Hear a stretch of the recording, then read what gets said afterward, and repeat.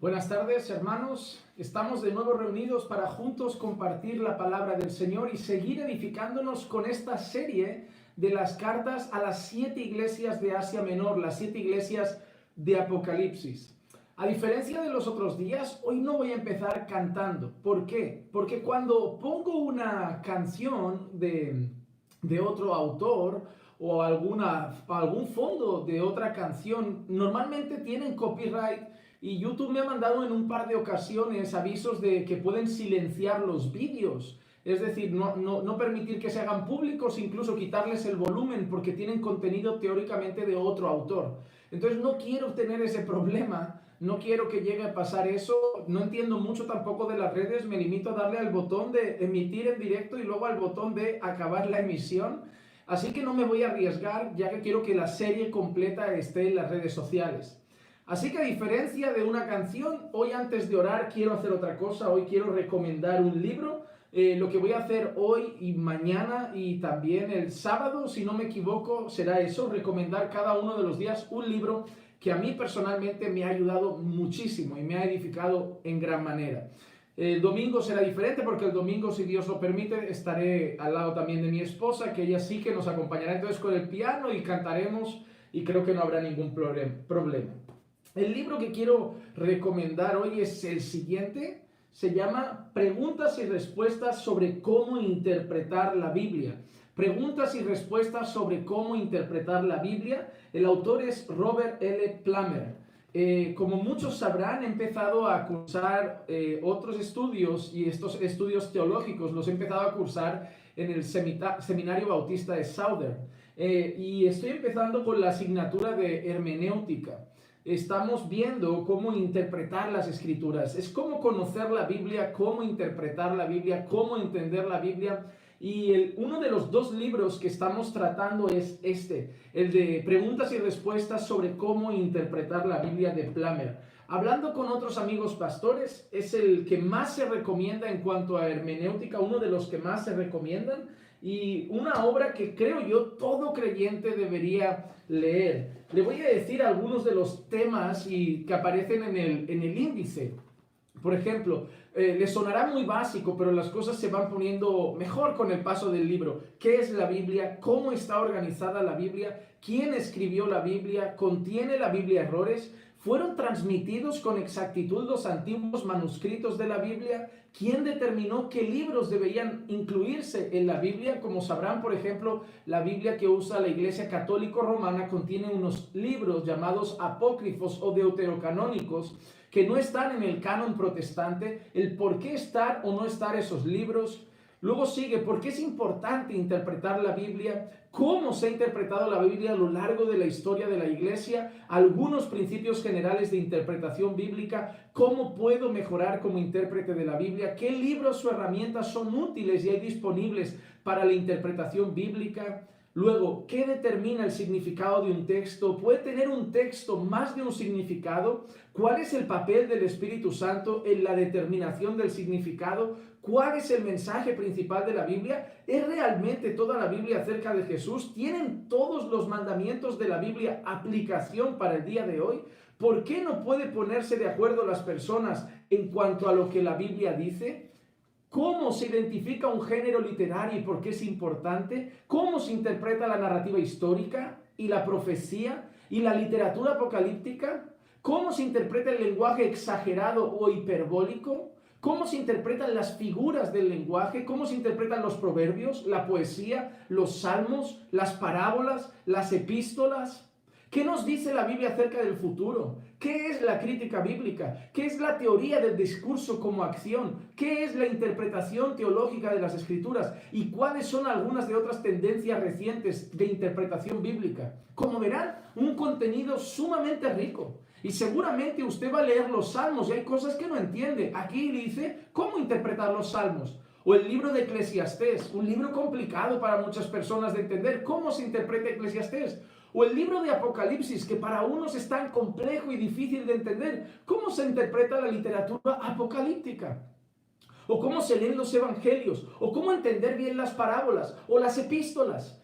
yo creo que ese libro no solo nos dará una convicción del libro que tenemos entre las manos cuando leemos la palabra de Dios, ese libro no solo nos traerá la convicción de saber qué es la Biblia y por qué está formada de esa manera, tener la seguridad de la palabra que tenemos entre nuestras manos, que a pesar de los siglos y siglos que han pasado, tener la certeza de que sigue siendo la revelación de Dios para el hombre y que podemos confiar en esa palabra y cómo interpretarla. Porque hermanos, les digo la verdad, no podemos siempre depender de que haya alguien enseñándonos. Y les digo por qué.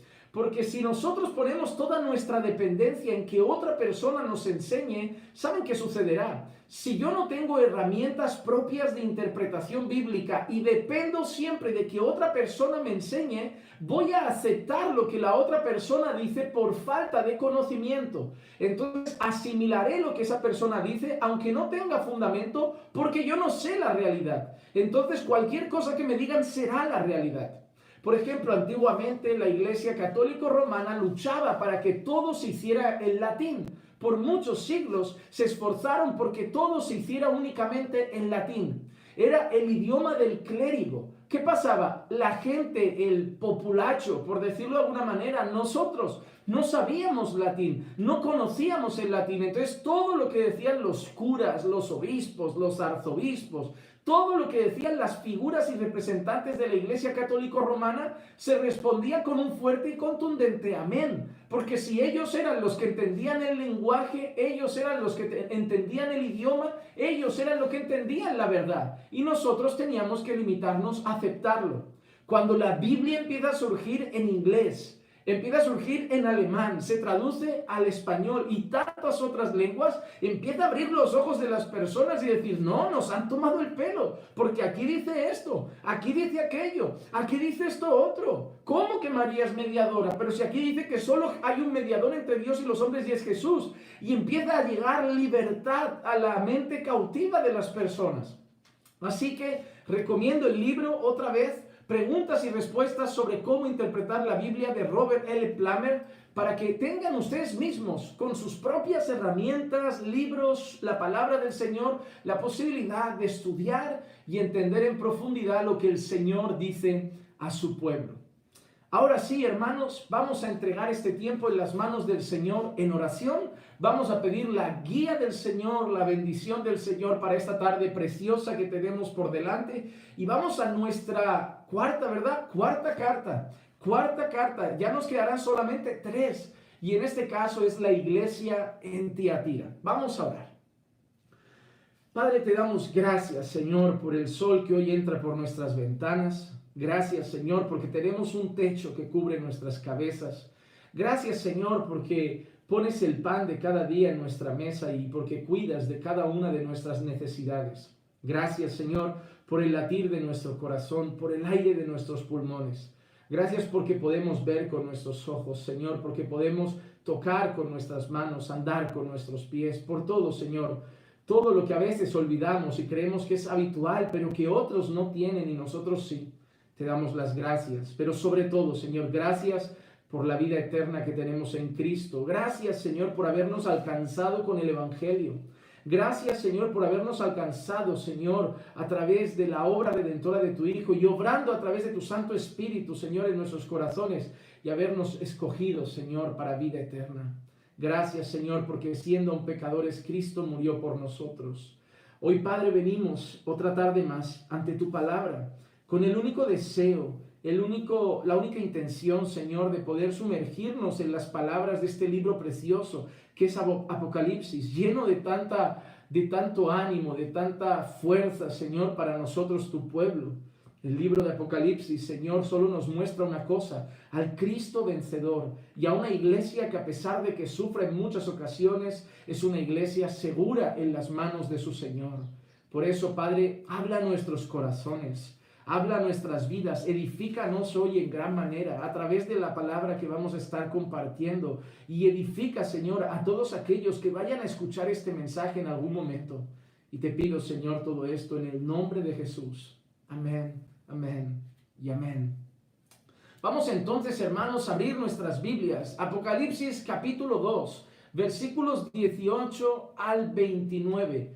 Apocalipsis capítulo 2, versículos 18 al 29. Les doy unos segundos para que vayan abriendo, para que puedan ir siguiendo la lectura. Y como siempre, si usted es uno de esos que le gusta hacerlo, tome su libreta, tome su bolígrafo y tome nota, para que no olvidemos todo lo que vayamos a aprender en este día.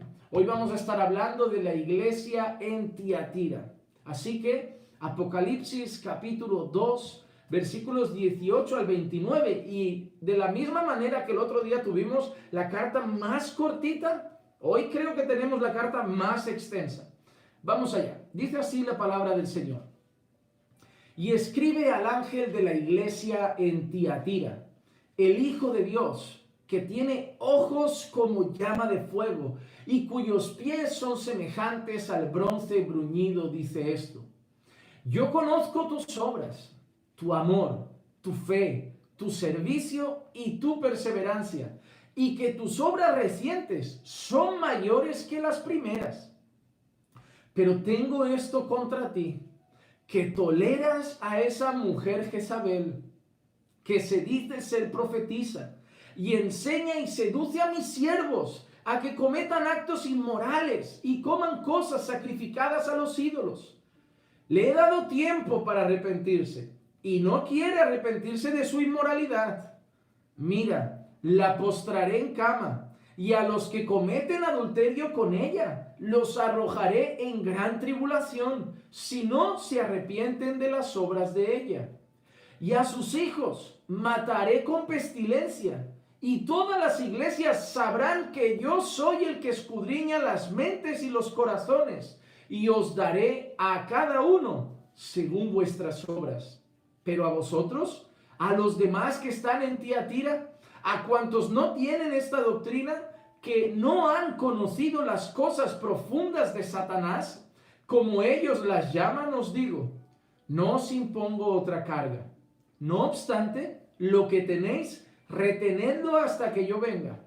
Y al vencedor, al que guarda mis obras hasta el final, le daré autoridad sobre las naciones, y la regirá con vara de hierro, como los vasos del alfarero son hechos pedazos, como yo también he recibido autoridad de mi Padre. Y le daré el lucero de la mañana.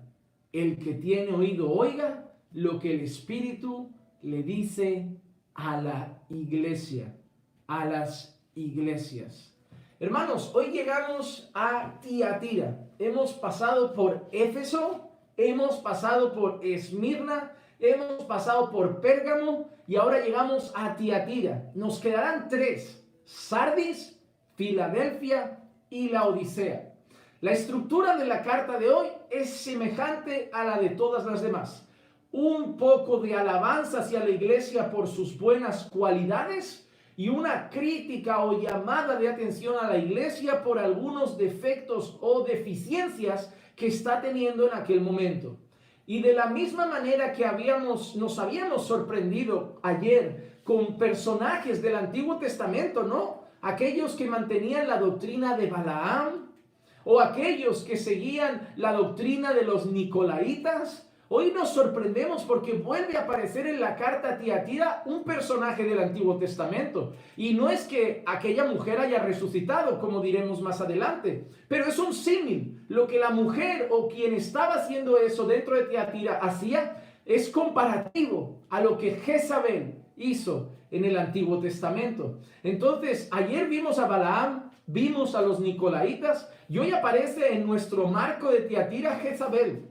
Pero vamos a ver cómo empieza esta carta. Versículo a versículo, frasecita a frasecita, poquito a poquito, vamos a entender la carta a Tiatira.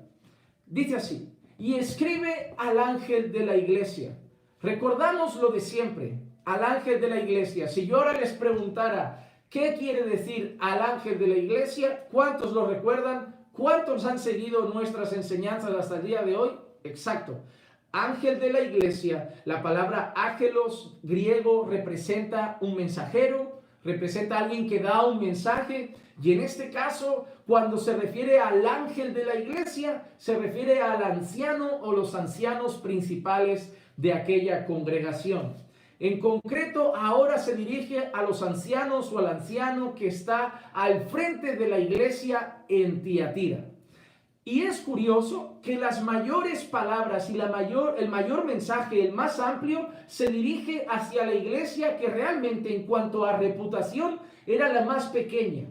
De la misma manera que hemos tenido iglesias muy destacadas como ayer Pérgamo por su gran biblioteca, la segunda más grande del mundo después de la de Alejandría, o iglesias como hemos visto en Éfeso, en unas ciudades que por ejemplo eran famosas por su poder político, por su poder social o por su poder económico en la región de Asia. Pero nos encontramos ahora con el discurso más largo de Jesús a una iglesia y concretamente a la iglesia que se sitúa en un lugar de poca reputación social.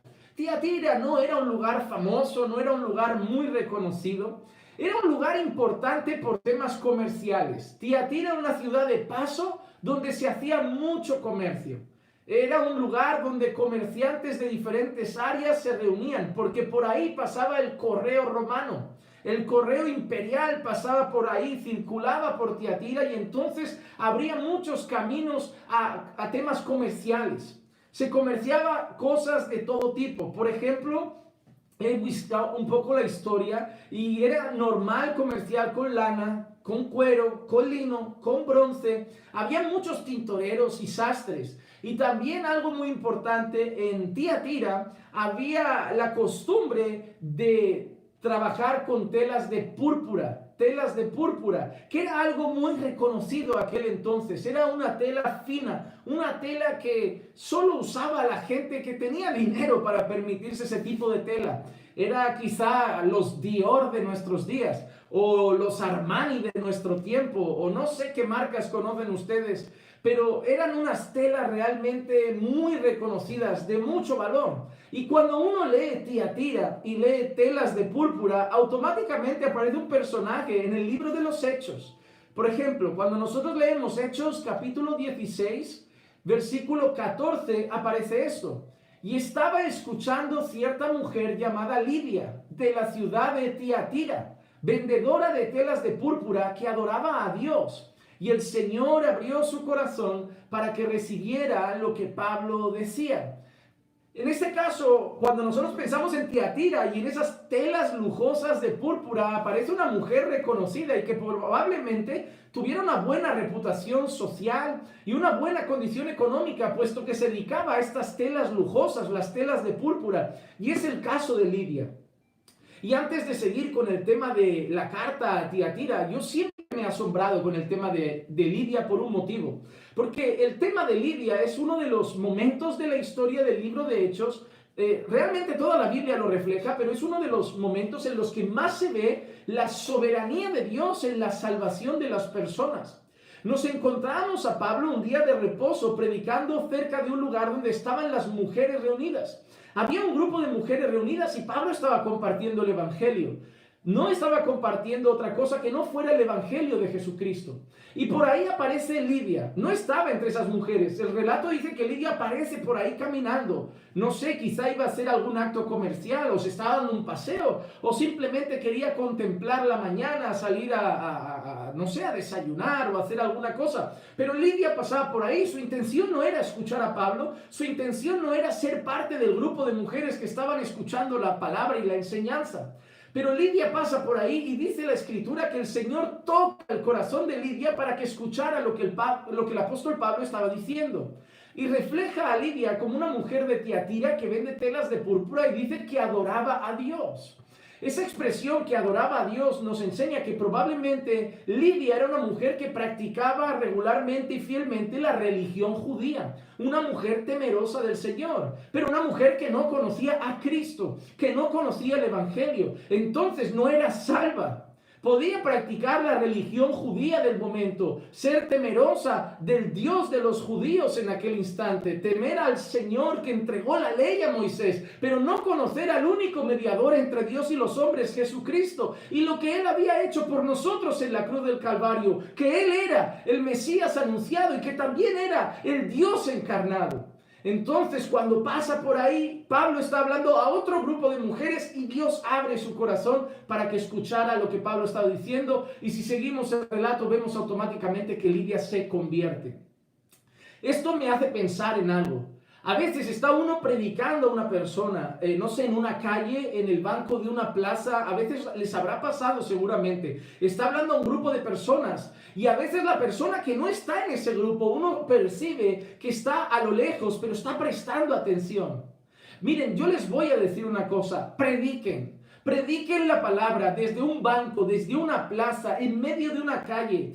Y puede ser que los que tienen enfrente no les estén haciendo caso o el corazón siga endurecido, pero ustedes no saben, como pasó con Lidia, quién puede pasar por ahí alrededor y Dios abrir su corazón para que escuche la palabra. Porque al final no se va a convertir lo que nosotros queramos, se van a convertir aquellos que Dios quiera que se conviertan. Porque la salvación es del Señor. Pero predique la palabra. Ninguna palabra que usted lance cuando se trata del evangelio y es fielmente predicado es en vano.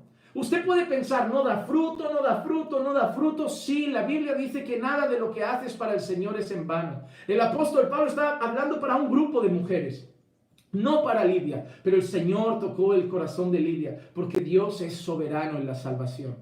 Entonces nos encontramos en Tiatira, ciudad no muy grande, no muy famosa, no muy reconocida por temas políticos, no muy reconocida por temas religiosos, pero sí reconocida quizá por temas comerciales, lana, cuero, telas de púrpura y otros temas comerciales que se hacían ahí. Había una cosa peculiar. En Tiatira y en otras regiones alrededor se hacían mucho asociaciones por el tipo de comercio que se tenía. Es decir, había el grupo de los zapateros, había el grupo de los carpinteros, había el grupo de las telas de púrpura o las telas de lino, había el grupo de los agricultores, había el grupo de los pescadores. Por ejemplo, aquí en España antes funcionaba de esa manera, era algo típico incluso en la cultura romana. Y aquí en España funcionó durante mucho tiempo y tenemos calles todavía antiguas que se llama calle de los zapateros,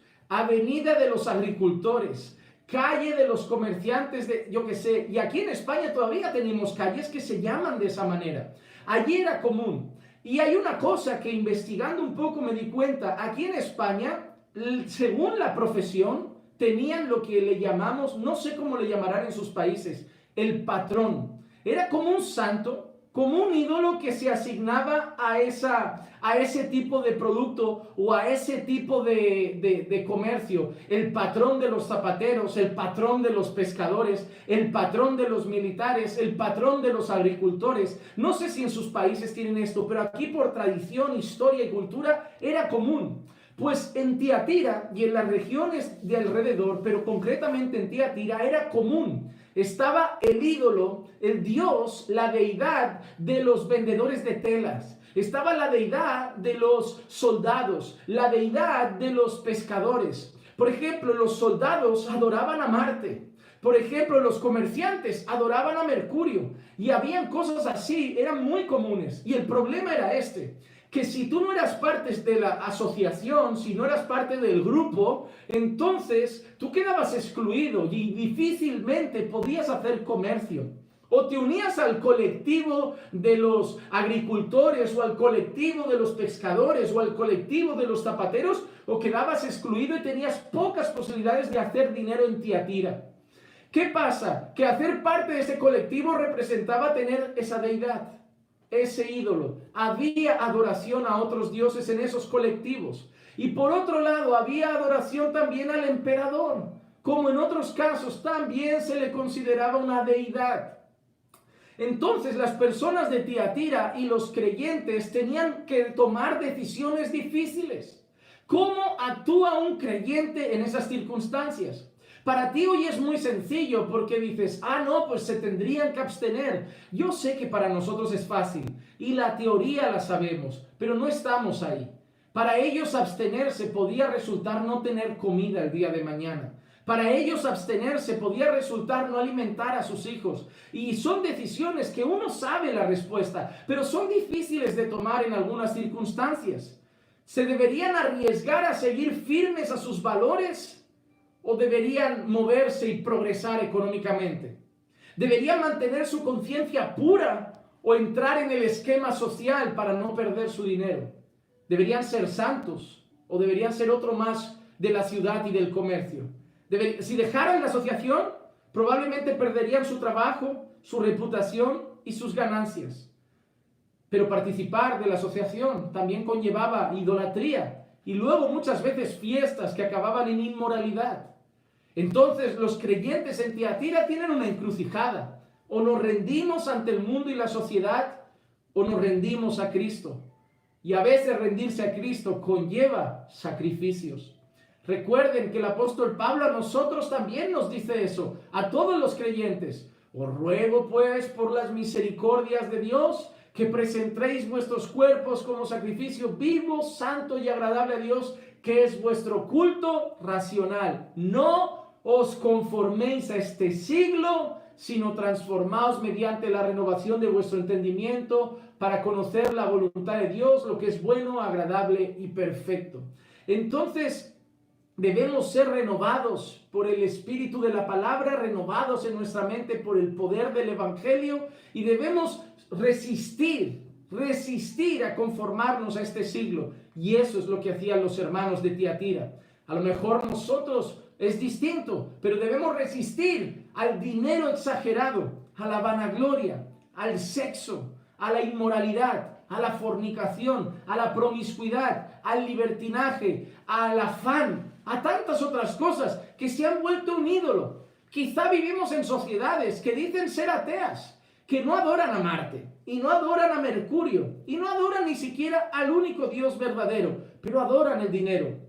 Hoy vivimos tiempos que aquí en España es común. Yo no tengo eso, obviamente, pero existe el llamado culto al cuerpo. Personas que van día tras día al gimnasio. Ellos dicen que es por salud, pero en el fondo se pasan días delante del espejo, se fotografían, hacen sus historias levantando pesas en el gimnasio para que todo el mundo sepa los cambios físicos que hace la masa muscular que van ganando poco a poco. Algunos de ellos se exhiben con carne en la carnicería delante de las redes solo para tener el dedito hacia arriba de las personas que aprueban su cuerpo esbelto y musculado. Muchos de ellos, para acelerarlo, acaban tomando batidos de proteínas para inflarse mucho más o inyectándose incluso cosas muy perjudiciales para la salud, para que el músculo crezca más rápido. Si no lo consigo rápido, las mujeres muchas veces optan por el bisturí,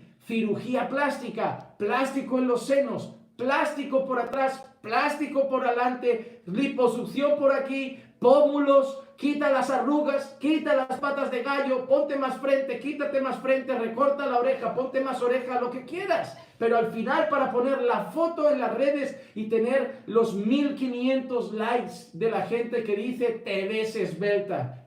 El Dios de nuestros tiempos puede ser ese. Y también los creyentes tenemos que tomar la decisión de si postrarnos ante Cristo o postrarnos ante todo lo que la sociedad nos dice que nos debemos postrar. Sí, no tenemos a Marte y Mercurio, no tenemos la estatua de Nabucodonosor, pero todas las generaciones tienen sus ídolos y los creyentes deben mantenerse firmes en medio de todos los tiempos.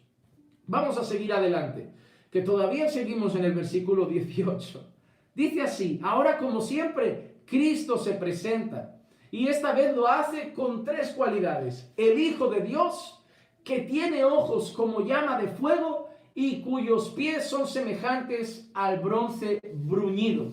La expresión el Hijo de Dios, él mismo se está refiriendo a su naturaleza como deidad, a la deidad de Cristo. El Hijo de Dios es una expresión que refleja claramente su deidad. Podemos leer Hebreos 1 del 1 al 3 donde dice: Dios, habiendo hablado hace mucho tiempo y en muchas ocasiones y de muchas maneras a los padres por los profetas, en estos últimos días nos ha hablado por su Hijo, a quien constituyó heredero de todas las cosas, por medio de quien hizo también el universo. Diga, por medio de quien hizo el universo, creación. Él es el resplandor de su gloria y la expresión exacta de su naturaleza, de la de quien Dios, El Hijo es la expresión exacta de su naturaleza y el resplandor de su gloria, y sostiene todas las cosas por la palabra de su poder. Después de llevar a cabo la purificación de los pecados, se sentó a la diestra de la majestad en las alturas. La segunda expresión que leemos es ojos como llama de fuego. Y yo considero que en este caso hace mucha referencia a la omnisciencia del Señor, al hecho de que Dios, de que Jesús lo sabe todo,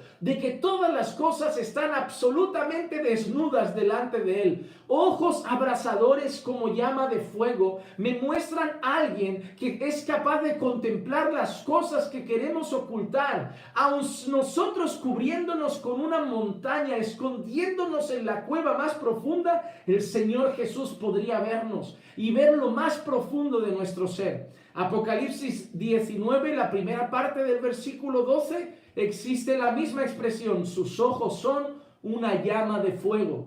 Y Hebreos 4:13 dice: y no hay cosa creada oculta a su vista, sino que todas las cosas están al descubierto y desnudas ante los ojos de aquel a quien tenemos que dar cuenta. Ojos como llama de fuego, su majestuosa, gloriosa y maravillosa omnisciencia, que todo lo sabe, que todo lo ve y que todo lo conoce.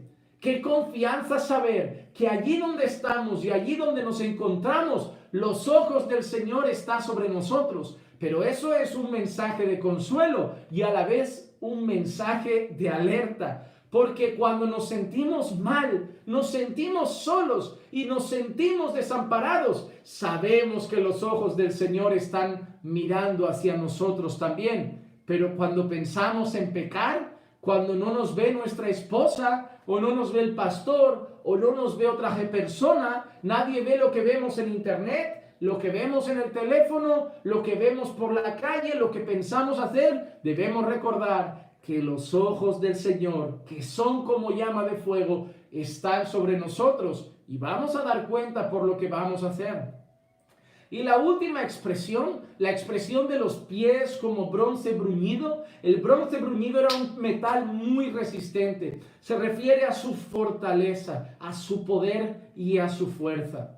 Vamos entonces ahora a entrar en el versículo 19 y empieza con una expresión que ya hemos visto en otras ocasiones, en otras cartas y que enfatizamos mucho.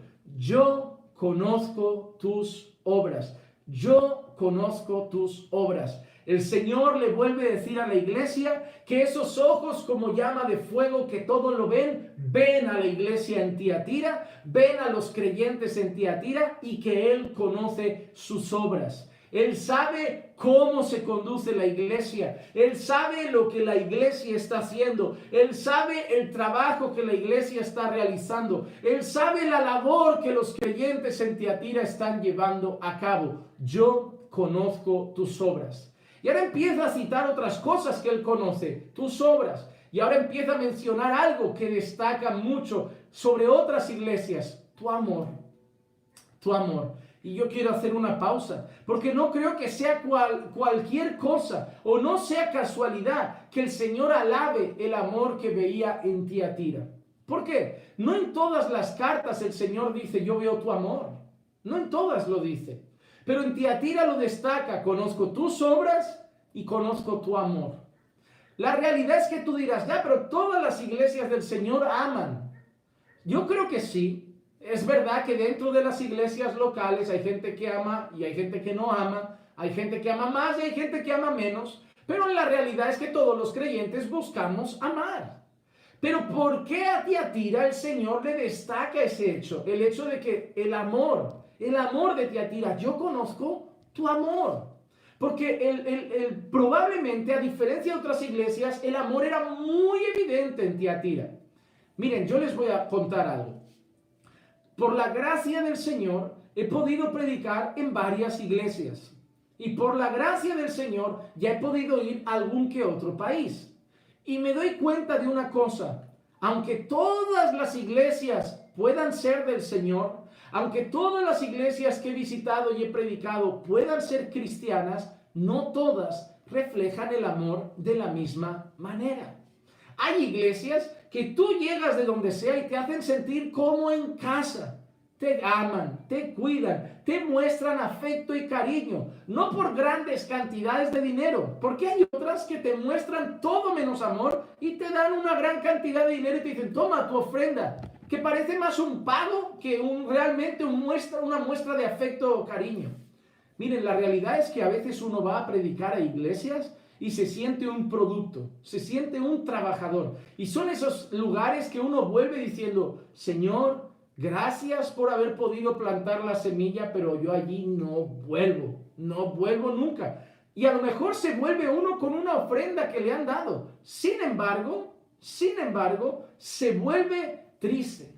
Porque, hermano, hay iglesias que llegas, apenas te saludan, te dejan en un hotel, no quieren prácticamente ni estar contigo cuando vas a otro país o a otro lugar, y te dejan en un hotel, y luego te recogen solo para predicar, acabas de predicar y te devuelven al hotel, y parece que simplemente eres para ellos un trabajador, y te sientes eso, te sientes un producto.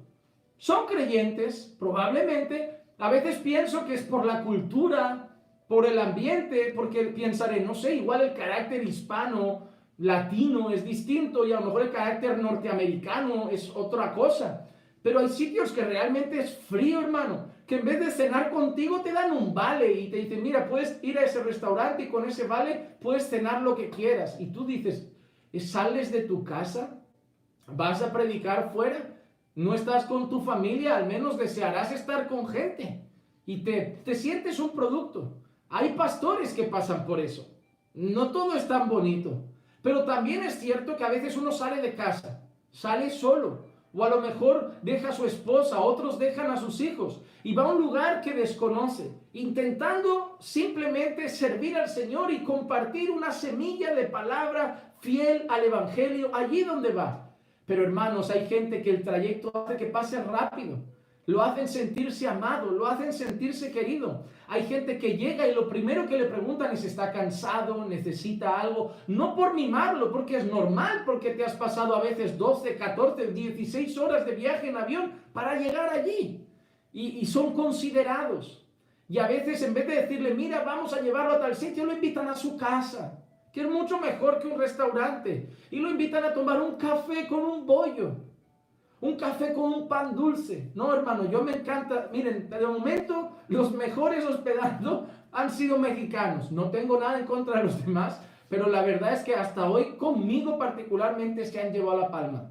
No sé, un cafelito y un pan dulce. Hermano, he ido a restaurantes buenos donde le llevan a uno a comer, pero también he tenido la suerte de comer en la mesa de algunos hermanos. Unos frijoles con unas tortillas de harina y poco más. Y uno dice, esto es una bendición, un desayuno así de unos frijoles, unas tortillas y un par de huevos en la mesa, un café, hablar, sentarte luego en su sofá a charlar, sentirte en casa familiar.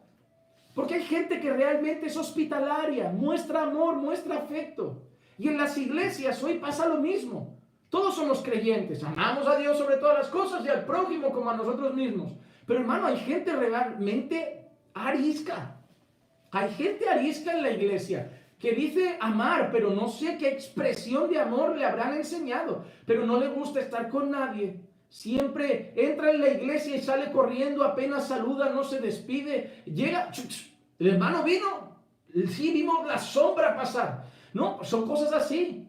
Vienen corriendo, cumplen con su fe y con su religión, se van. Nunca se relacionan con los hermanos, nunca una llamada, nunca nada, nunca se preocupan, siempre secos, no hospitalarios, no dados a las buenas obras, no dados a la caridad, no dados a la piedad y al cuidado de los hermanos. Entonces, hay gente así, que le falta amor, le falta literalmente amor. Pero cuando vemos Tiatira, el Señor destaca su amor, Hermanos, debemos recordar que el amor, y sobre todo el amor a Dios, es el mandamiento principal. Mateo 22, 37 al 40. Y Él dijo, amarás al Señor tu Dios con todo tu corazón y con toda tu alma y con toda tu mente. Este es el gran y el primer mandamiento. Y el segundo es semejante a este, amarás a tu prójimo como a ti mismo. De estos dos mandamientos dependen toda la ley y los profetas. Recuerdan, hermano, el propio apóstol Santiago lo llama la ley la ley real. Santiago 2:8, si en verdad cumplís la ley real conforme a la Escritura, amarás a tu prójimo como a ti mismo bien hacéis. Amar al prójimo lo llama Santiago la ley real. La ley real. El apóstol Pablo en su carta a los Corintios dice que si podemos profetizar, dar nuestro cuerpo a la ciencia, dar nuestro cuerpo para ser quemado, dar todo para los pobres, que si no tenemos amor, no tenemos nada. A mí me gusta mucho la expresión que dice, y ahora prevalecen la fe, la esperanza y el amor, pero el mayor de todos estos es el amor. Hermano, yo hago un ruego para que oremos al Señor. Damos por hecho que amamos, pero la realidad es que venimos de una naturaleza caída, pecaminosa, esclavizada al pecado y estamos llenos de orgullo, de soberbia, de amargura y de muchas cosas. Y debemos orar para que el Señor nos haga amar más a las personas. Hermano, yo he aprendido que tengo que amar más y mejor, porque hay gente que ama mucho, pero ama muy mal. Entonces vamos a orar y vamos a pedirle al Señor que nos dé más amor por Él y más amor por el prójimo y que nos dé mejor amor. Que lo sepamos expresar. No basta con decir yo amo.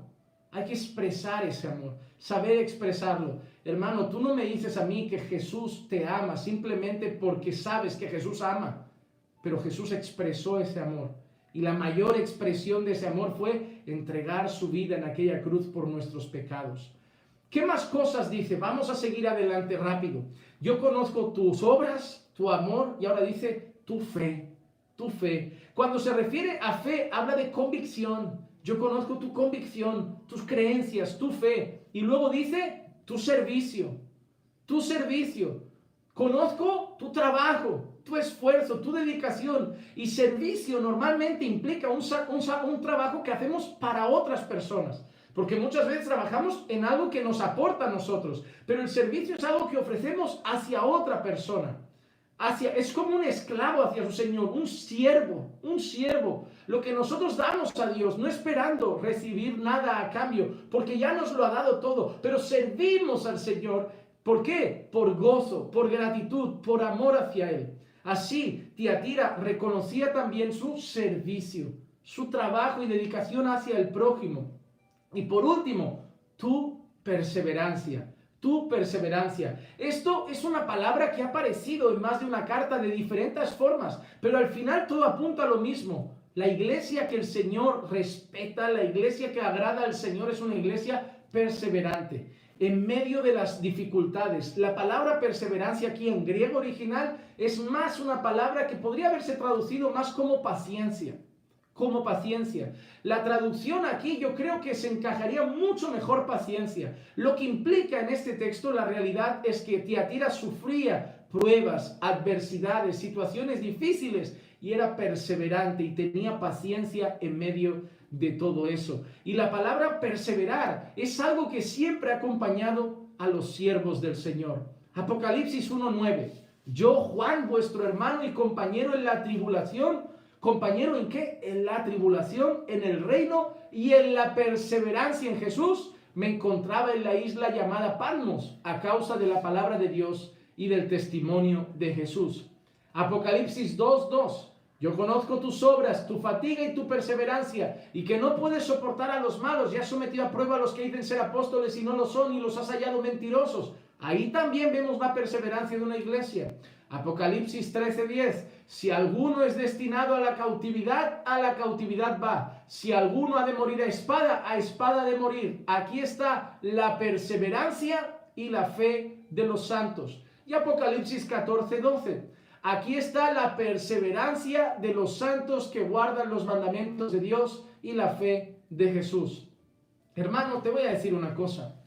Se puede ser perseverante un día, pero lo importante aquí y que muestra la Escritura es que pasan por espada, pasan por tribulación, pasan por días buenos, pasan por días malos, pasan por días de abundancia, pasan por días de escasez, días tristes, días alegres, con la familia contenta, con la familia enfadada, con persecución, sin persecución, pero hay algo que tienen en común: perseverancia, perseverancia. Esa gente persevera. Y eso es algo que los creyentes debemos hacer. Hermano, hay gente que solo vive del recuerdo.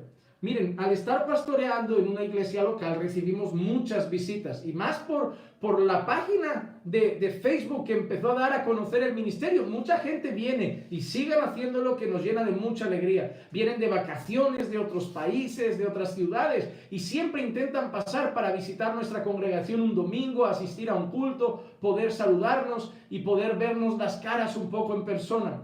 Y hermano, hay gente que ha pasado por la iglesia que tristemente solo viven del recuerdo. Hay gente que me vienen siempre a hablar y me dicen, yo fui creyente, yo fui diácono, yo era responsable del grupo de alabanza de mi iglesia cuando tenía 18 años, yo era predicador en mi iglesia cuando tenía 20 años, yo fui pastor de una iglesia cuando tenía 25 años en mi país, yo en mi país. No faltaba un culto, yo en mi país. Y hermano, te digo una cosa. Lamento dar esta noticia. Pero si acaban tus días así, es la prueba de que eso solo fueron experiencias, pero no hubo nada real. Porque los que salen de nosotros, al final solo demuestran que nunca fueron de nosotros. La verdadera conversión sí permite que hayan baches. El verdadero nuevo nacimiento sí permite que hayan tropiezos, pero al final uno vuelve a casa. Hermano, te voy a decir una cosa, tú no puedes vivir de los recuerdos de lo que hacías y de lo que eras. Tú tienes que ser cada día, cada día. Hermano, tú no puedes vivir de tu historial pasado y de tu currículum, de lo que has vivido con el Señor en el año 85. No, hermano, cada día es un día nuevo y cada día hay que perseverar en la fe. Cada día hay que levantarse y decir, hoy seré fiel a mi Señor. Hoy viviré para la gloria de mi Señor. Si el día se presenta bien o mal, si el día viene fino o complicado, si me echan del trabajo, me dan trabajo, si hay dinero, no hay dinero, si hay comida, no hay comida, pero cada mañana levantarte y decirte a ti mismo, hoy voy a perseverar, hoy voy a ser fiel al Señor. Y si estás pasando en una de esas condiciones que ya llevas tiempo viviendo del recuerdo de lo que estuviste bien con el Señor en el 88, ya toca levantarse, ya toca sacudirse el polvo, ya toca orar al Señor y ponerse a caminar de nuevo. Solo los que perseveren hasta el fin serán salvos, no los que estuvieron un día con el Señor. No los que estuvieron un día en la iglesia, no los que predicaron un tiempo, no los que fueron de la alabanza un tiempo, el que persevere hasta el final. Esa es la marca de un hijo de Dios. La marca del verdadero hijo de Dios es la perseverancia hasta el final. El hecho de que va a llegar al final de sus días siendo fiel a Cristo, siendo fiel a Cristo. Y eso debemos buscar nosotros. Pero hay una cosa que a mí me encanta de la iglesia de Tiatira, hermano, y esto me apasiona. Al final del versículo 19 leo, y que tus obras recientes son mayores que las primeras. Que tus obras recientes son mayores que las primeras.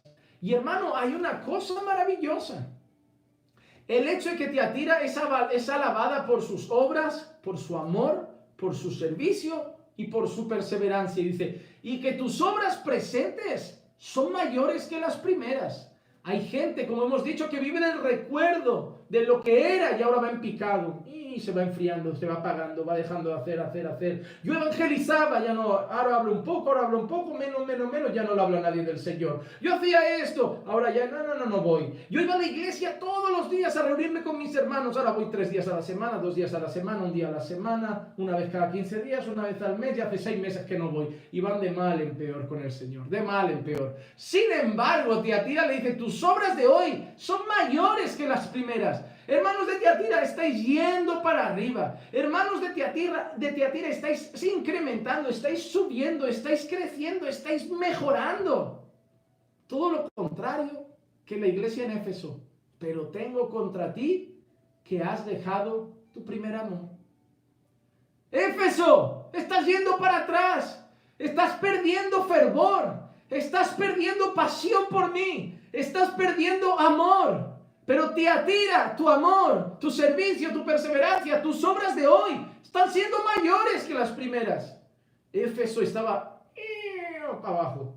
Tiatira estaba para arriba. ¿Quién quiere ser, hermano?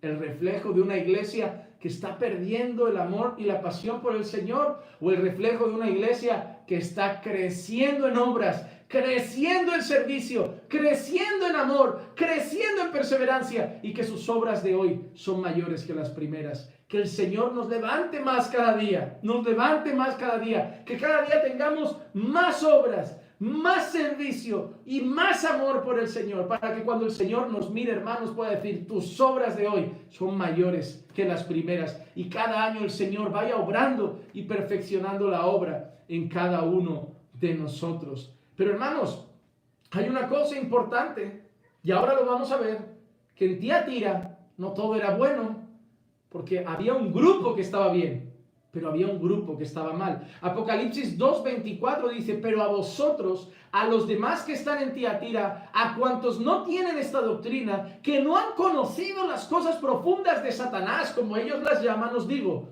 no os impongo otra carga. Ahora el Señor, ahora vamos a seguir, el Señor del versículo 20 al 23 va a recriminar a la iglesia ciertas cosas de algo que está pasando. Y en el 24 dice: pero a vosotros, a los demás, a los que no han estado en esta doctrina, a los que no han conocido las cosas profundas de Satanás, como ellos los llaman, no os impongo otra carga. Había un grupo en Tiatira que estaba muy bien, un grupo que tenía servicio, fe, perseverancia, obras, amor, pero había un grupo que estaba mal. Y a veces pasa en la iglesia local, que en la propia iglesia, y sobre todo un pastor lo sabe, que hay personas en la congregación que están firmes, creciendo, que uno como pastor se enamora al ver eso, decir: wow, cada día más transformados, mira su matrimonio cada vez más unidos, mira su vida cada vez más santificada, mira cada vez cómo aprende más, mira cómo se entrega cada vez más al Señor, y mira cómo cada vez sirve más al prójimo. Pero ves a otros que van para abajo, y ves a otros como los que hay ahora en Tiatira, que han aceptado a Jezabel y su doctrina, que se han mundanizado y que simplemente están ahí, y tú esperas en el Señor que un día abran los ojos, porque si no, el Señor llegará, si no se arrepienten, y vendrá con juicio. Vamos entonces a ver ahora la censura de Cristo a la iglesia en Tiatira. Hemos visto su alabanza, sus buenas palabras y bonitas palabras, pero vamos a ver ahora la censura de Cristo a la iglesia de Tiatira. Versículos 20 al 23. De la misma manera que en otras cartas hemos visto una parte positiva y ahora una parte negativa. Versículo 20 dice así: pero tengo esto contra ti, que toleras a esa mujer Jezabel, que se dice ser profetisa, y enseña y seduce a mis siervos a que cometan actos inmorales y coman cosas sacrificadas a los ídolos. No, te voy a decir una cosa, y que Dios me perdone. Cuando yo leí esto, que habla de una mujer que dice ser profetisa, es decir, dice ser enviada por el Señor, mensajera del Señor, pero que llevaba a los siervos del Señor a cometer actos inmorales y comer cosas sacrificadas a los ídolos, es decir, a apartarse de lo que Dios había realmente dicho en su palabra. Hermano, hay una predicadora muy famosa en Latinoamérica y en Norteamérica que a mí me vino al dedo. Y no voy a decir el nombre, pero ¿saben qué? Porque la mayoría ya saben quién es. Pero esa mujer es ese ejemplo sensual, seductora. La ve uno andando por las calles con sus bolsos Armani, sus ropas lujosas, toda apretada, divorciada y recasada, y un montón de cosas, y enseñando a las mujeres un mensaje contrario al del Evangelio, empoderándolas, dándoles mensajes que son contrarios a la piedad, a la humildad y la modestia y la sujeción de la que habla la Escritura, poniendo a veces a mujeres contra sus maridos.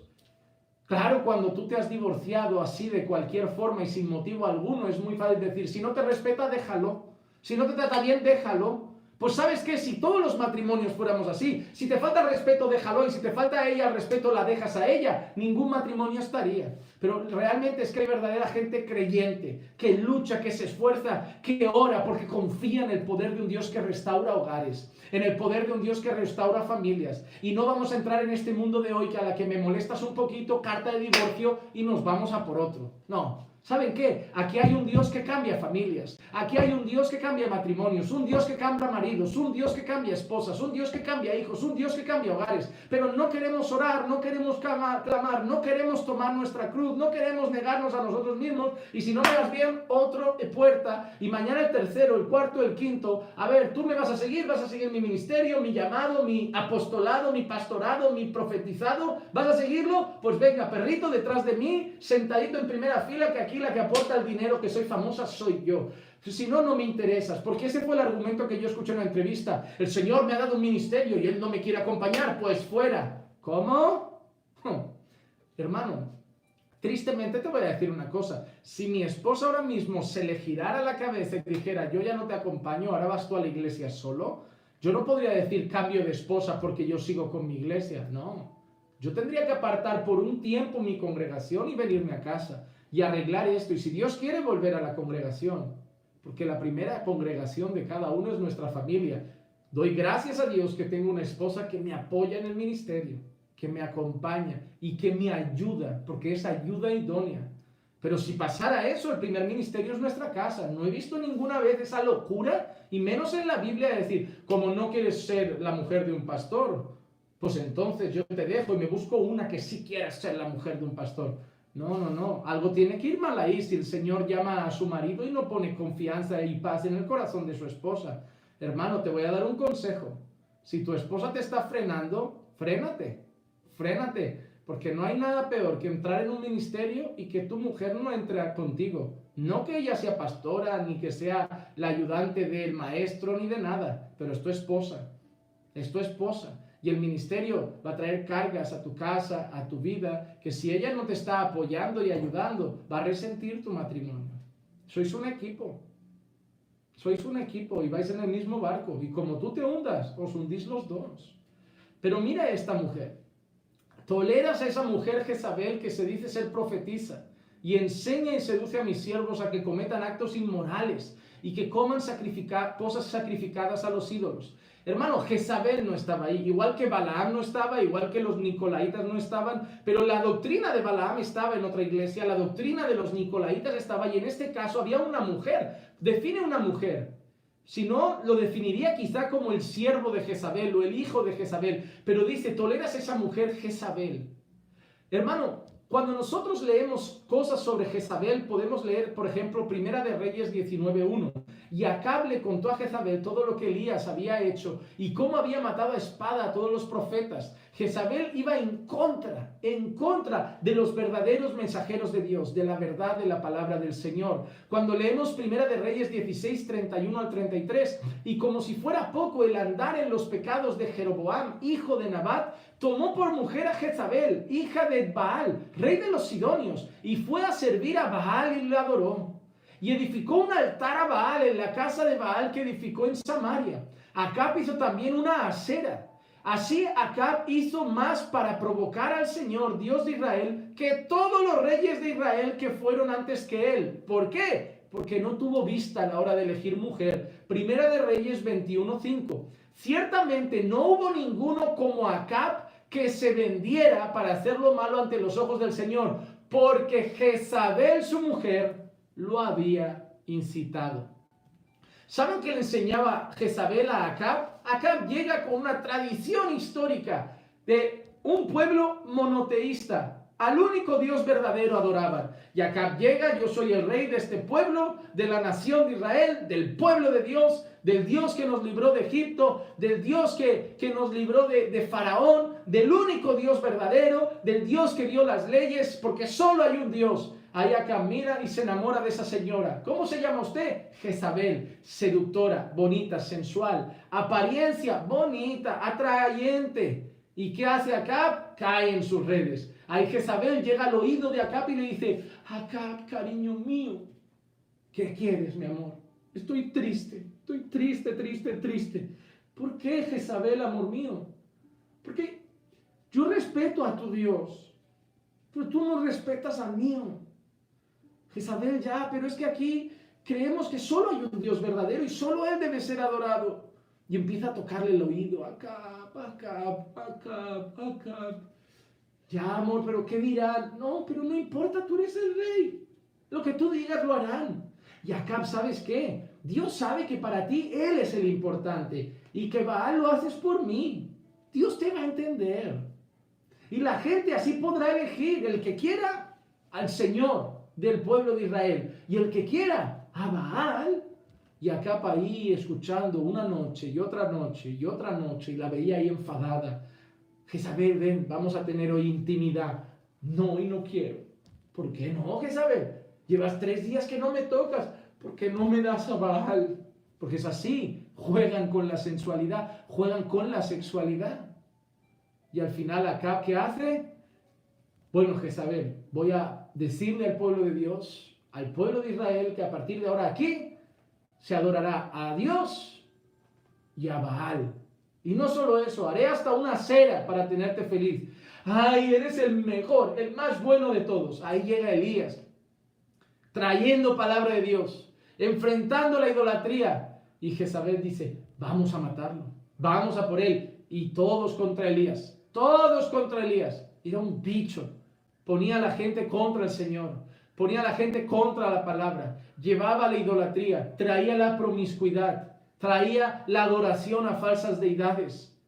Y todo usando la seducción, la carne, usando el cuerpo. Y había una mujer en la iglesia de Tiatira que estaba haciendo lo mismo. Quizá no a Baal, pero habla de los ídolos. Estaba apartando a algunos del pueblo del Señor. Hermano, te digo algo, a veces llegan esas personas a la iglesia. Pueden ser hombres y pueden ser mujeres, pero normalmente las mujeres son más seductoras que los hombres. Y llegan y hacen caer a los torpes. Y cogen a un Sansón necio que acaba ciego y como un payaso cuando el Señor quería usarlo. Porque se dejan seducir y acaban en el error y pagando las consecuencias. Mira, no seas una Jezabel seductora. ¿Te imaginas que el Señor le escribiera una carta a tu pastor y le dijera, mira, tienes esto bueno en la iglesia, tenéis esto bueno, pero toleras a esa hermana que está seduciendo a los jóvenes, que solo va a las reuniones de jóvenes a buscar novio, que pasa todo el día y dándole vueltas al pelo y poniendo sus fotos con los morros para afuera y whatsappeando por la noche a los jóvenes por el WhatsApp de la iglesia y toleras eso? ¿Y toleras eso? No, porque hay gente en la iglesia que le dice a la gente, mira, se puede ser santo y disfrutar un poquito de la carne. Se puede ser santo y tocar un poquito donde no se debe. Se puede ser santo y hacer un poquito lo incorrecto. Pero no saben que Mateo 6:24, hablando del dinero, deja una cosa muy clara. Nadie puede servir a 2 señores, porque o aborrecerá a uno y amará al otro, o se apegará a uno y despreciará al otro. No podéis servir a Dios y al dinero. Hermano, mira lo que le ha dicho. Toleras a esa mujer. Toleras a esa mujer. ¿Y saben qué? A veces nos llaman, nos escriben y nos llaman intolerantes. Intolerantes. Pero el problema de Tiatira es que se había vuelto tolerante. Porque ¿saben qué hacen muchos pastores? Y lo siento mucho, pero están muy mal. Miran a otro lado. Hay hermanos de la iglesia, de iglesias que no se escriben al correo electrónico diciendo, pastor, mire, ¿qué pasa si en una iglesia y esto y esto? Y yo sé que es su iglesia. Y casi siempre que el de la alabanza está de novios y cayendo con la otra chica, ese hijo del pastor está así, el que sirve la cena está así, aquel predicador ahora se ha divorciado y sigue predicando, aquel tal y tal y tal y tal, y te ponen unas situaciones que al final lo que te dicen es normal que los pastores miren a otro lado y consientan eso. Y yo tengo 2 cosas que decir. Número 1, hoy en día es normal. Hoy en día vemos a la gente pecar y los dejamos en el altar sirviendo, en la alabanza sirviendo, en el púlpito predicando, pensando, ya Dios tratará con su corazón, ya Dios trabajará con ellos. No importa, es que Dios lo usa, es que tiene mucho talento, ¿cómo lo voy a quitar? Lo voy a matar, si lo quito de ahí se apaga. Los padres, las madres, no lo quites al niño que se va a apagar. ¿Qué quieres? ¿Que lo deje allí? Tocando para el Santísimo y viviendo una vida inmoral. ¿Es lo que quieres? ¿Qué cristianismo tienes tú? Y muchos pastores, por tolerar, porque si no son intolerantes, intransigentes, malas personas y faltos de amor, miran a otro lado. Miran a otro lado y dejan el pecado dar vueltas. ¿Y sabe qué? El pecado está remolineando en algunas iglesias, remolineando en algunas iglesias, dando vueltas, y los pastores mirando a otro lado, solo diciendo, no, el Señor ya tocará el corazón. Mira, hubo una vez en Corintio un hombre que tuvo un acto tremendo. ¿Saben qué hizo? Tomó a la mujer de su padre, que no era su madre, era su madrastra, y se acostó con ella. Un acto inmoral. ¿Y qué hicieron los hermanos de Corintio? ¿Sabes qué? Déjalo, que tampoco es para tanto. Que no se corra mucho la voz, que lo tapen y nadie se entere y no pasa nada. Miremos a otro lado. Ay, pero cuando eso llegó a los oídos del apóstol Pablo, me imagino un mensajero y Pablo preguntando, oye, ¿cómo están mis amados hermanos de Corintio? Pablo, están bien, ¿sabes? Hay cosas que cambiar, hay que poner en orden el uso de los dones, hay que poner en orden algunas cosas. Es una iglesia un tanto inmadura, Pablo, pero nos hemos enterado de una cosa, pero no sé si decírtela. Así vienen algunos, a veces los pastores. Y Pablo, ¿qué es? Es que Pablo, es grave y no sé si contártelo, que me lo cuentes, ¿qué ha pasado en Corinto? No, Pablo, es que, ¿te acuerdas aquel joven? Sí, el hijo de fulanito, sí, pues ¿sabes su madrastra? Sí, la mujer de su padre. Sí, Pablo, pues, ¿qué? Pues que se han acostado. ¿Cómo? Bueno, pues habrán aplicado disciplina. ¿Qué se ha hecho con él? No, Pablo, lo han tolerado. ¿Cómo? No han hecho nada. ¿Cómo? Que sigue participando de la cena del Señor. ¿Cómo? Que sigue ahí, en el culto, como si nada hubiera... ¿Cómo? Tráeme papel y boli, o lo que fuera en aquel momento. Vamos a escribir. Bueno, Pablo, ¿qué? Primera de Corintios 5, 1 y 2. En efecto, se oye que entre vosotros hay inmoralidad, y una inmoralidad tal como no existe ni entre los gentiles, al extremo de que uno de vosotros tiene a la mujer de su padre. Mira cómo empieza Pablo escribiendo. Majo no es, suave tampoco, inmoralidad que ni entre los gentiles. Da vergüenza, es aborrecible. Da asco saber lo que estáis haciendo. Ni los impíos hacen eso. Y mira que dice en el 2. Y os habéis vuelto arrogantes, en lugar de haberos entristecido, para que el que está entre vosotros, para que el que entre vosotros ha cometido esa acción fuera expulsado de en medio de vosotros.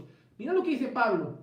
Os habéis vuelto arrogantes, os ha dado igual, en vez de doleros, en vez de entristeceros y disciplinar a esa persona y excomulgarlo un tiempo, habéis mirado a otro lado. Si tú lees cómo sigue la carta, Pablo dice, pues yo ya sé lo que hay que hacer y he dictado sentencia. Entregad a ese tal a Satanás.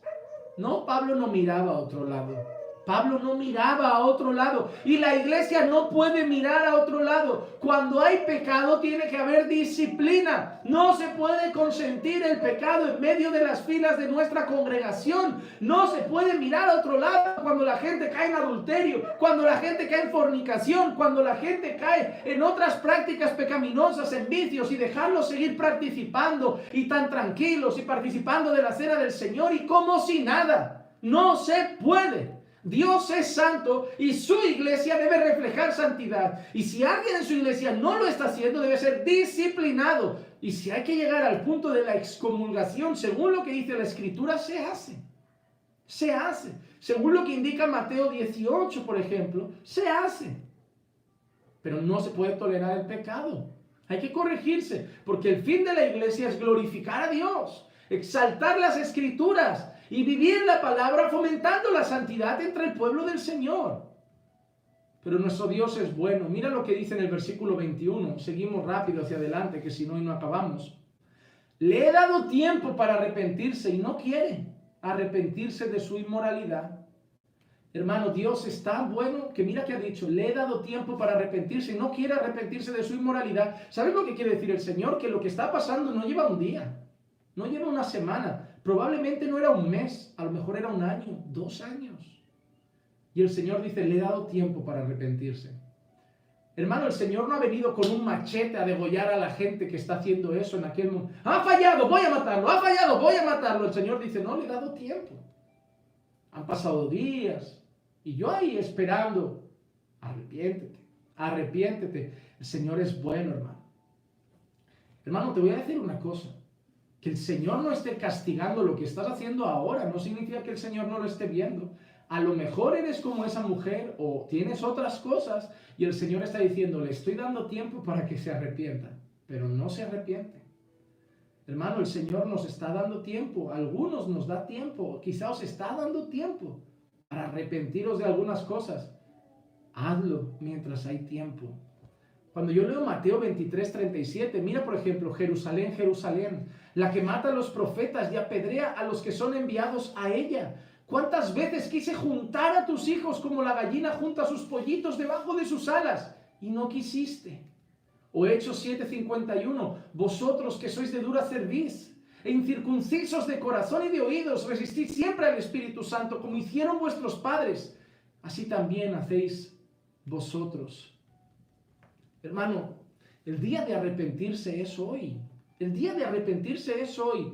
Porque te digo la verdad, llegará un día que no habrá más tiempo de arrepentirse. El día es hoy. Mateo 25:31-34. Pero cuando el Hijo del Hombre venga en su gloria y todos los ángeles con él, entonces se sentará en el trono de su gloria y serán reunidas delante de él todas las naciones y se separarán unos de otros, como el pastor separa las ovejas de los cabritos, y pondrá las ovejas a su derecha y a los cabritos a su izquierda. Entonces el rey dirá a los de su derecha, venid, benditos de mi Padre, heredad el reino preparado para vosotros desde la fundación del mundo. Mateo 25:41, entonces dirá también a los de su izquierda, apartaos de mí, malditos, al fuego eterno que ha sido preparado para el diablo y sus ángeles. Apocalipsis 20:11-12, y vi un gran trono blanco y al que estaba sentado en él, de cuya presencia huyeron la tierra y el cielo, y no se halló lugar para ellos. Y vi a los muertos, grandes y pequeños, de pie delante del trono, y los libros fueron abiertos, y el otro libro fue abierto, que es el libro de la vida, y los muertos fueron juzgados por lo que estaba escrito en los libros, según sus obras. El día de arrepentirse es hoy, porque cuando el Señor venga en toda su gloria y esplendor, lo único que va a hacer es, los de la derecha, sus ovejas, para la gloria eterna, los cabritos a la izquierda, para el fuego eterno. Hermano, el día de arrepentirse es hoy. El Señor quizá te está diciendo eso, te está diciendo, llevo tiempo esperando que se arrepienta, pero no se arrepiente. Es triste, pero algunos solo aprenden con el castigo. Solo aprenden con el castigo. Y el Señor hace una cosa aquí ahora maravillosa en el 22, que trae castigo, pero no de muerte. El Señor es tan bueno que muchas veces a sus hijos los castiga, pero no de muerte, para que crezcan en santidad, para que aprendan de sus pecados. Versículo 22, mira, la voy a postrar en cama, y a los que cometen adulterio con ella los arrojaré en gran tribulación si no se arrepienten de las obras de ella. A los que cometen adulterio con ella, es probable que la expresión se refiera a los que participan de sus malas obras. A los que participan de sus malas obras. Quizá era inmoralidad, no lo sabemos. Pero a los que participan de sus malas obras, los arrojaré en gran tribulación. Y a ella la postraré en cama. No la va a matar, pero va a cambiar su adulterio por dolor. Va a cambiar su pecado por una cama llena de sufrimiento y dolor. Porque el Señor, en el fondo, el deseo es que se arrepienta. Estará en cama, pero no estará muerta. Podrá pensar en todo lo que ha escuchado en Tiatira de los hermanos, que sí son fieles. Y podrá arrepentirse, si es así que quiere hacerlo. Si se arrepiente al final, habrá esperanza. Y si no, de la cama pasará la muerte y condenación eterna. Pero el Señor muchas veces nos disciplina para al final conducirnos al arrepentimiento. Proverbios 3, 11 y 12 dice, Hijo mío, no rechaces la disciplina del Señor, ni aborrezcas su reprensión, porque el Señor al que ama reprende, como un padre al hijo en quien se deleita. Job 5, 17 y 18. He aquí, cuán bienaventurado es el hombre a quien Dios reprende. No desprecies, pues, la disciplina del Todopoderoso, porque Él inflige dolor, pero da alivio. Él hiere, pero de sus manos también sanan. ¿Cuál es el fin principal de la disciplina? Cuando el Señor nos disciplina a nosotros, sus hijos, todos, o al menos yo ya he pasado por algún momento de disciplina del Señor, duro, duele, pero el fin es uno. Hebreos 12:14, perdón. Buscad la paz con todos y la santidad, sin la cual nadie verá al Señor. Al final, todo lo que Dios quiere es santificarnos, es conformar día tras día nuestra imagen a la imagen de Cristo. Vamos a terminar con el versículo 23. Y a sus hijos mataré con pestilencia, y todas las iglesias sabrán que yo soy el que escudriña las mentes y los corazones, y os daré a cada uno según vuestras obras. Mira, habla de unos que no tienen arrepentimiento, hablan de unos que han sucumbido a esas malas obras, han practicado esas malas obras, y el Señor dice que esos van a morir, esos van a morir. Hermano, el Señor a veces castiga de muerte, y el apóstol Pablo una vez lo expresó de una manera muy elocuente y muy fina. En 1 Corintios 11, 29 y 30, Pablo dice: porque el que come y bebe sin discernir correctamente el cuerpo del Señor, come y bebe juicio para sí. Hablando de la cena del Señor, que muchos la practican de cualquier forma, Pablo dice: el que come y bebe sin discernir correctamente el cuerpo del Señor, come y bebe juicio para sí. Dice: por esta razón hay muchos débiles y enfermos entre vosotros, y muchos duermen. Hermano, el apóstol Pablo dice que hay muchos enfermos y débiles entre vosotros, y muchos duermen. Y la expresión muchos duermen significa y muchos han llegado a morir. Han llegado a morir. Van a leer ustedes en el Antiguo Testamento mucho esa expresión: y durmió, y durmió, y durmió, expresando el momento de su muerte, refiriéndose a la muerte. Dice que hay débiles, enfermos, y algunos han llegado a morir. ¿Por qué? Por participar de la cena del Señor indignamente. El Señor a veces castiga con dureza. Sí, es un Dios de amor, pero también es un Dios justo. Y muchas veces castiga con muerte, hermano, con muerte. Y eso lo refleja las Escrituras, y no podemos dejar de enseñarlo. Terminamos con versículos 24 y 25. Dice así: pero a vosotros, a los demás que están en Tiatira, a cuantos no tienen esta doctrina, que no han conocido las cosas profundas de Satanás, como ellos las llaman, os digo, no os impondré otra carga. No obstante, lo que tenéis, retenedlo hasta que yo venga. Retenedlo hasta que yo venga. Es decir, a vosotros, al resto que está en Tiatira. No era toda la iglesia la que estaba bajo la doctrina de esa mujer Jezabel que seducía a algunos a ir contra Dios, a cometer inmoralidades. No era toda la iglesia, era un grupo, pero había un remanente fiel. Romanos 11:5 dice: y de la misma manera también ha quedado en el tiempo presente un remanente conforme a la elección de la gracia de Dios. Ese remanente es glorioso porque es un remanente conforme a la elección de la gracia de Dios, el remanente del pueblo escogido del Señor. Por eso el pueblo escogido del Señor, esos falsos profetas, dice, intentarán engañar, intentarán seducir o intentarán confundir aún a los escogidos. Intentarán, pero los escogidos de Dios no son confundidos. Los escogidos de Dios no son engañados. Sus ojos tarde o temprano acaban en las Escrituras y acaban fieles a ellas. 26 y 27. Y al vencedor, al que guarda mis obras hasta el fin, otra vez, al que persevera hasta el fin, le daré autoridad sobre las naciones y las regirá con vara de hierro, como los vasos del alfarero son hechos pedazos, como yo también he recibido autoridad de mi Padre. En primer lugar, Jesús dice que otorgará a los vencedores autoridad para regir las naciones en ese tiempo glorioso con Cristo eternamente. Entonces el Señor dice a su pueblo: al que venciere, al que prevalezca, al que persevere hasta el final, le daré autoridad para regir las naciones.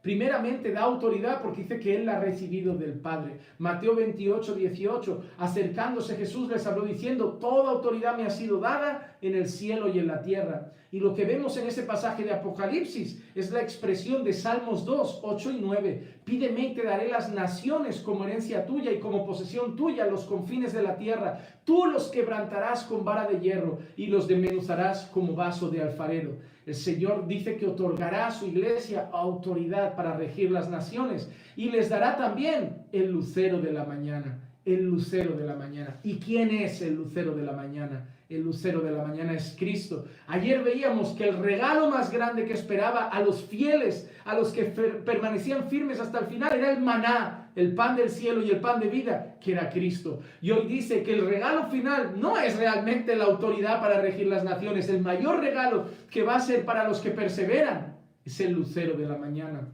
Apocalipsis 22:16. Yo, Jesús, he enviado a mi ángel al fin de daros testimonio de estas cosas para las iglesias. Yo soy la raíz y la descendencia de David, el lucero resplandeciente de la mañana. El lucero resplandeciente de la mañana. El mayor regalo que tenemos en la eternidad es estar con Cristo. Apocalipsis 22:4, la primera parte dice, y ellos verán su rostro. Y ellos verán su rostro. Y terminamos con la mayor frase con la que termina siempre: el que tiene oídos para oír lo que el Espíritu le dice a las iglesias. Hermano, la iglesia en Tiatira, una iglesia fiel en amor, en perseverancia, en servicio, y que sus obras de hoy eran mayores que las primeras, pero tenía un gran problema: había tolerado el pecado en medio de ellos. Iglesia del Señor, ya sea que estás en Ecuador, aquí en Barcelona, en Perú, en China, en Colombia, en Estados Unidos, donde sea. Si eres pastor, más te lo digo, no miremos a un lado cuando el pecado empieza a inundar la casa del Señor. No consintamos eso. Todos somos pecadores, trabajando día tras día para ser perfeccionados. Claro que sí, fallamos, pero luchamos en arrepentimiento. Pero no consintamos que haya gente que peque, practique el pecado y encima lo haga sin arrepentimiento, sin mostrar fruto de arrepentimiento, y miremos a un lado dejándolos tan tranquilos y encima los llamemos hermanos y que participen de todo. No toleremos eso. Que la iglesia del Señor sea tolerante con lo que debe ser tolerante, pero sea intolerante con el pecado y lo que Dios abomina. El que tiene oídos para oír, oiga lo que el Espíritu le dice a las iglesias. Vamos a orar en este momento. Padre, te damos gracias por tu amor y misericordia. Gracias, Señor, porque nos permites ser parte, Señor, de tu pueblo que conoce tu palabra. Y te pedimos, Señor, que nos ayudes a perseverar en la fe, perseverar en el amor, en el servicio. Oh, Señor, ayúdanos a crecer en buenas obras, para que tú también pudieras decirnos a nosotros como a los hermanos de Tiatira, que nuestras obras presentes son mayores que las primeras. Pero Padre, no nos permites ser tolerantes con el pecado, no nos permitas ser tolerantes con lo que tú aborreces. Y si hay pecado, Señor, en medio de nuestra iglesia local, que lo llevemos al arrepentimiento, que le llamemos la atención con tu palabra, con amor, con humildad, con mansedumbre, pero queriendo, Señor, que ese hermano se arrepienta. Pero si no, que haya disciplina, porque tu pueblo debe seguir la paz y la santidad, sin la cual nadie verá al Señor. Por eso, Padre, haz que tu iglesia se santifique y no nos permitas tolerar en medio de ninguna de nuestras iglesias locales a mujeres como Jezabel, que seducen a los siervos del Señor y los llaman al pecado. Oh Señor, da discernimiento a los pastores, da valentía, Señor, a la iglesia de tu tiempo, de este tiempo, Señor, para no ser tolerante con lo que tú no eres tolerante, pues en aquel día, Señor, muchos serán condenados eternamente. Oh Padre, haznos una iglesia firme, firme en tu verdad, firme contra el pecado, firme a favor de la santidad. Bendice con este mensaje a todos los que lo escuchen. Te lo pido en el nombre de Jesús. Amén, amén y amén. Hermanos, hasta aquí la palabra de hoy. Que la gracia y la paz de nuestro Señor Jesucristo sea con todos y cada uno de ustedes. Y recuerden que los amamos en el Señor.